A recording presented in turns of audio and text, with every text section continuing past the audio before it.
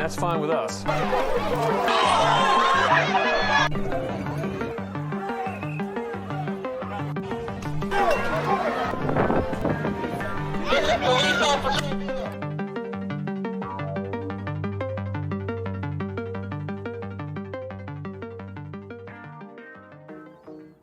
Top 10 duties and responsibilities of police officers.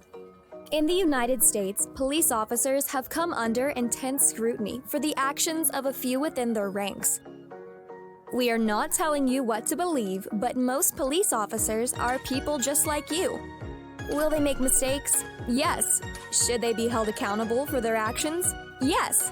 This is just another part of being human, and just like anyone else at the end of the day, they want to go home and be with their families as well. At Top 10 Tube, we have come up with a list of 10 responsibilities or duties that police officers have that you may not know about. Number 1. Responding to calls for police services. Whether it is 8 p.m. at night or 4 a.m. in the morning, police officers are on call. In America, there are, on average, 240 million calls made to 911 or calls for service each year, or about 600,000 per day. The vast majority of all police calls are for nonviolent situations. Contrary to what many believe, most of those calls are non-criminal calls and often are for traffic-related incidents. This does vary from city to city, but most calls are not for violent crimes. Think traffic light not working properly, directing traffic, car accident, car breaks down, inclement weather, etc. Number 2. Conducting preliminary and follow-up criminal and traffic investigations. If a crime is suspected or has been reported, then this is where they conduct their preliminary and follow-up investigation for criminal and traffic-related issues.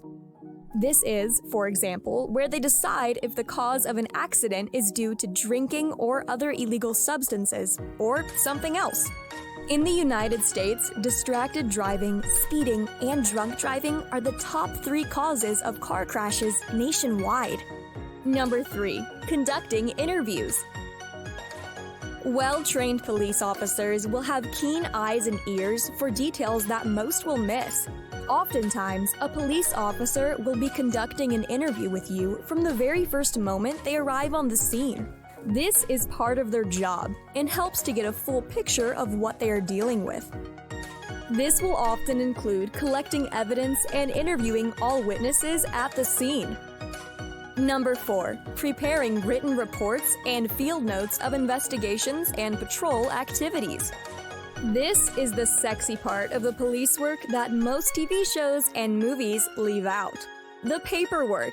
In the movies, they show that the police officer goes on a high-speed chase, dodging cars and avoiding death at every turn, to eventually catch the bad guy. What they often forget is the amount of paperwork that comes along with this.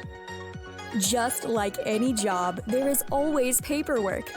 This not only puts very important details on paper so they are not forgotten, but it makes the information accessible to attorneys, judges, or other members in their department who may need it later. Number 5. Comprehending legal documents. Another part that is often forgotten by Hollywood is the studying and learning aspect of the job. Just like everything in life, things change frequently, and being a well-trained and informed police officer is no different. Officers must stay up to date on the latest laws, ordinance, permits, etc. This means police officers are constantly learning on the job. This not only benefits them, but the communities they serve as well. Oftentimes, it requires police officers to adapt these new updates, changes, and laws when it comes to citations, affidavits, warrants, and other documents. Number 6.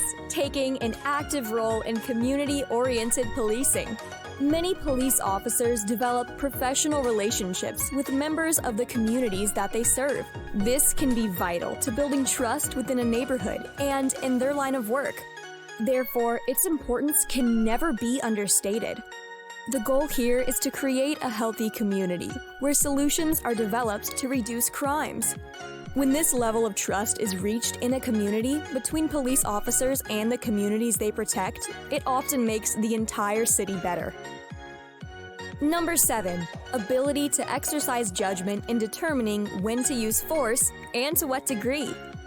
Like what was stated at the start of the video, most calls for service are non-violent. Most are handled without the police officers having to use any force. When police do get calls for violent or potentially violent situations, they are often for things like domestic disputes, disorderly conduct, domestic violence, etc. Number 8. Emergency duties during adverse weather conditions. During adverse weather events, top priority is given to these 3 things: public safety, search and rescue, crime prevention. Since many people will choose to stay home when the weather gets bad, there are usually fewer calls in the beginning. This usually leads to a sharp rise in calls once things start to settle down, as many people are stuck at home and cabin fever starts to set in. If the weather is bad enough, it can even lead to police being put on limited patrol. People forget that police are people too, and this is often the best way to keep them safe as well. Number 9. Arrests and processes criminals. Contrary to what many believe, there are a very limited number of circumstances where you can be arrested by a police officer. Those reasons are as follows. A crime was observed by the police officer. The officer has probable cause to believe that the person being arrested has committed a crime. There has been a warrant issued by a judge and the officer has been tasked with carrying it out. Most people have learned the Miranda rights because it is one of the most quoted lines in any law enforcement show. What people don't know is that they do not have to read your Miranda rights at the time of your arrest. This is required by law before the interrogation, not before or during the arrest. Processing is straightforward and typically involves being booked in a bail hearing. That bail hearing usually determines whether the person or persons arrested will be given a bail amount and a pending trial date. Number 10. Protecting life and property through the enforcement of laws and regulations. To serve and to protect. This motto means that the police officers are there to be a protector or guardian of the innocent. This motto was made famous and used by the Los Angeles Police Department since 1963. It was soon widely adopted nationwide by many other law enforcement offices. For many police officers, they can go through their entire careers without being in harm's way. If the need ever arises, many police officers take their motto and oath very seriously, meaning that they will put their lives on the line for the people they have sworn to protect. If you want a better world, start with the person in the mirror first. You made it to the end of the video. That means you are one of our biggest supporters, and for that, we thank you. Don't forget to check out one of our other great videos to the left or right, and don't forget to subscribe to the channel for more amazing content.